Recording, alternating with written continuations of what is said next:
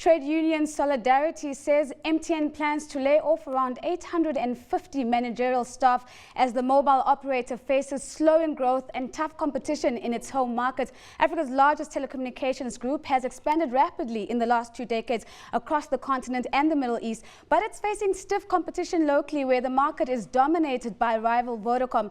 Themba Nyathi, who is the Chief Human Resources Officer at MTN SA, joins us for more. Themba, good evening and thank you so much for making the time to join us. Just give us some clarity. 850 full-time staff, managerial level. This is what we're hearing from Solidarity. Can you confirm?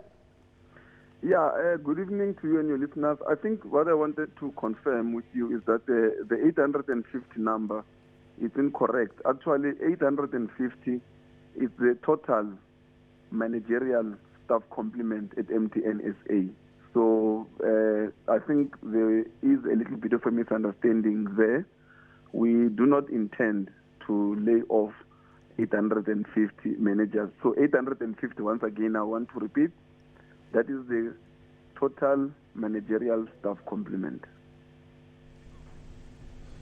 Themba, Lindsay in Cape Town, how much are you going to save? I mean, obviously there'll be retrenchment costs, but in the longer term, medium to longer term, how much will you save by these people being retrenched? Yeah, we don't have any plans so far to retrench anyone per se. So what we've done is that we looked at all the facets of our business, and then this is part of an ongoing process of renewal that allows us to deliver strategic investments, product innovation, and new services to our customers. So what we did is that we benchmarked MTN SA against other operations of our size and of our markets and so forth. And then we came up with proposals that we are sharing with our staff members and with other interested stakeholders in as far as transforming MTN into a great digital player going forward. So at this moment in time, it is still early to speculate in terms of whatever proposals we receive from our stakeholders, from staff members, in terms of how much we are going to save and so forth. But I want to repeat once again, this is not exclusively a cost-cutting exercise. We're looking at aligning MTN for the digital age. We're looking at like product innovation. I mean, we're looking at market leadership going forward in SA. We're looking at quite a number of areas in terms of emerging as a innovative player that will actually enhance the value offering to our customers. So we're not exclusively looking at cost cutting, but as time goes forth, we really have to make sure that the base from which we operate at is really competitive, and we are actually enabled to be able to offer customers value-added services that are Themba, of meaningful need.